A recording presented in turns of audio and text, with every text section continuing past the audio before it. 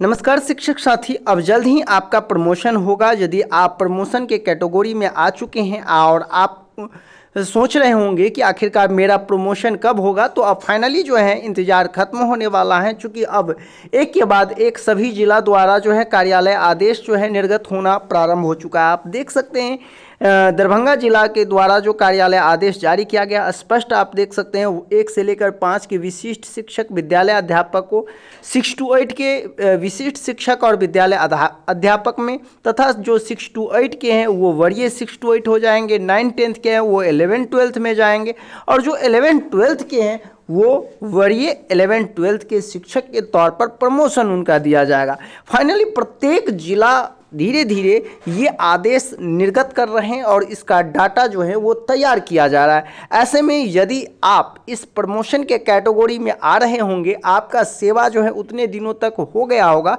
तो निश्चित तौर पर अब जल्द ही आपका प्रमोशन किया जाएगा।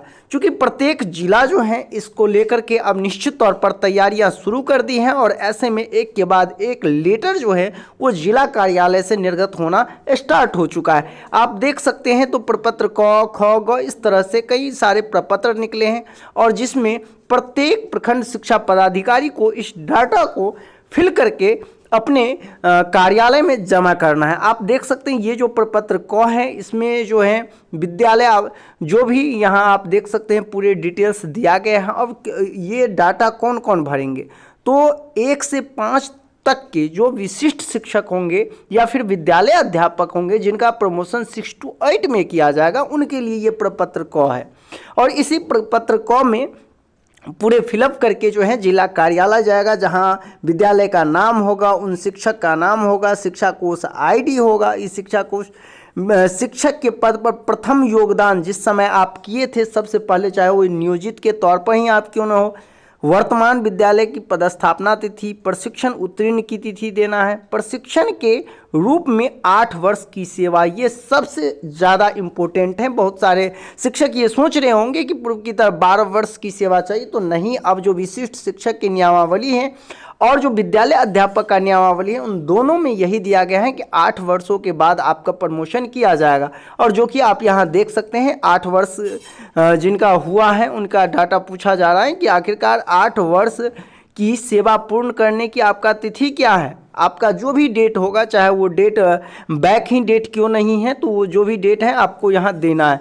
साथ ही साथ यहाँ कहा जा रहा है कि स्थानीय निकाय शिक्षक के रूप में सेवा संबंधित साक्ष्य आपको देना होगा, और अनुभव प्रमाण पत्र या सेवा पुस्तिका का छाया प्रति आपको लगाना होगा। ये मैं पहले ही ऑलरेडी आपको बता चुका हूँ कि यदि आप प्रमोशन लेना चाहते हैं तो ये चीज़ आपको देना ही होगा, जिससे कि यह सत्यापित हो सके कि आपका जो अनुभव है वो इतने दिनों का है। ठीक है।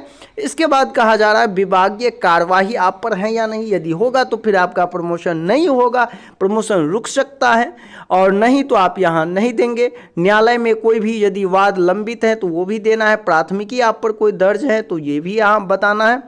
और इन सारी चीज़ों को यहाँ से देख सकते हैं हस्ताक्षर एवं मुहर कर देना है और जमा। अब देखिए ये जो है सब पहले ही बता चुके हैं कि ये प्रखंड शिक्षा पदाधिकारी जितने भी प्राथमिक विद्यालय, मध्य विद्यालय तथा माध्यमिक उच्च माध्यमिक विद्यालय के पदस्थापित जो कार्यरत संबंधित विद्यालय अध्यापक विशिष्ट शिक्षकों की सूची जो है तैयार करके और अधोहस्ताक्षरी कार्यालय में जमा करना है।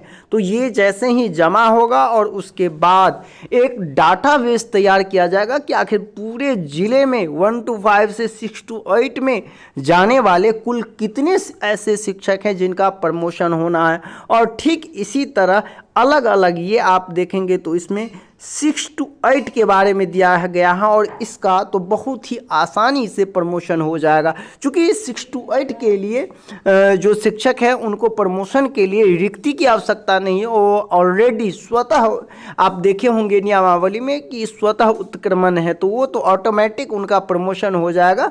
तो इनके लिए तो बिल्कुल परेशानी की नहीं है। हाँ, यदि देखा जाए तो 9-10 का जो है तो 9-10 का प्रमोशन होकर के 11-12 में होगा, तो उन लोगों के लिए रिक्ति भी उस अनुपात में होना चाहिए, तभी जाकर के उनका प्रमोशन होगा। चाहे हम बात करें 1 to 5 की या फिर हम बात करें आपका 9-10 की। ठीक है, तो आप देख सकते हैं उनका भी यहाँ डाटा तैयार किया गया है। इसी तरह यदि आप देखेंगे तो यहाँ 11-12 का भी डाटा, ये पूरे डाटा जो है जब जिला कार्यालय को जाएगा उसके बाद पूरे डाटा को जिला जो है एकत्र करते हुए उनका डाटा बेस तैयार किया जाएगा और उस बेस के आधार पर आपका प्रमोशन होगा।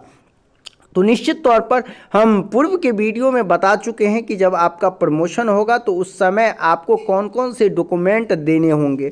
ठीक है, मैं संक्षिप्त में पुनः बता दूं कि यदि आप 1 to 5 के शिक्षक हैं और आप जो इंटर स्तर पर जो है जॉब लिए थे और अभी तक आप केवल और केवल इंटर ही हैं, तो आप चाहेंगे कि मेरा जो प्रमोशन 6 to 8 पर हो जाए, तो नहीं होगा, उनके लिए ग्रेजुएशन होना आवश्यक है। वही यदि आप 9-10 के टीचर हैं और चाहते हैं कि मैं 11-12 पर प्रमोशन हूं, तो इसके लिए आपको पोस्ट ग्रेजुएट यानी कि पीजी का डिग्री होना आवश्यक है। ये अनिवार्य हो जाता है। यदि ये आपके पास नहीं होगा तो निश्चित तौर पर कहीं ना कहीं आपका प्रमोशन जो है वो रुक सकता है। इसके बाद मैं पहले ही आपको बताया था कि किस तरह से आपको जो है सेवा संबंधित कुछ साक्ष्य देना होगा, चाहे वो आपका अनुभव प्रमाण पत्र हो सकता है या फिर आपका सेवा पुस्तिका का छाया प्रति भी हो सकता है। तो वैसे शिक्षक जो अपना सेवा पुस्तिका अभी तक अपडेट नहीं करवाए तो निश्चित तौर पर उनको जो है अपना सेवा पुस्तिका अपडेट करवा लेना है। चूँकि अब देखिए, ये केवल और केवल हम दरभंगा की बात नहीं कर रहे हैं, दरभंगा के साथ साथ आप देखे होंगे कि मधुबनी जिला भी निकाला था। उसी तरह बहुत सारे ऐसे जिला हैं जो एक के बाद एक अब जल्द ही इस तरह का लेटर जो है कार्यालय आदेश जो है आपको निर्गत होता हुआ दिखाई दे सकता है। क्योंकि आपने देखा होगा कि एसीएस सर के द्वारा जो है बराबर जो है VC लिया जाता है और उस VC में निश्चित तौर पर कहीं ना कहीं इस तरह का आदेश दिया गया होगा कि जल्द से जल्द जो राज्य के जितने भी शिक्षक हैं जिनको प्रमोशन का लाभ मिलना है उनको जल्द से जल्द जो है प्रमोशन का लाभ दिया जाए। अब देखना होगा कि और भी जिले जो हैं कितना जल्दी जो है इस तरह का लेटर जो है निर्गत करता है। आपको क्या लग रहा है कि क्या यह प्रमोशन की प्रक्रिया जल्द संपन्न हो पाएगी या फिर इसमें भी आगे कोई परेशानी हो सकता है? आप अपनी प्रतिक्रिया जो है कमेंट बॉक्स में साझा कर सकते हैं। साथ ही साथ यदि इससे रिलेटेड और भी कोई आपको जानकारी या अपडेट लेना हो तो आप मुझे कमेंट करके बता सकते हैं। इसी तरह लेटेस्ट अपडेट पाने के लिए आप इस चैनल को चाहे तो सब्सक्राइब कर सकते हैं, जिससे कि जो भी अपडेट हम दे आपको समय अपडेट प्राप्त होता रहे। मिलते हैं नेक्स्ट वीडियो में, अभी के लिए बस इतना ही। धन्यवाद। आप ये फॉर्मेट देख सकते हैं, यहाँ पूरे दिया गया है।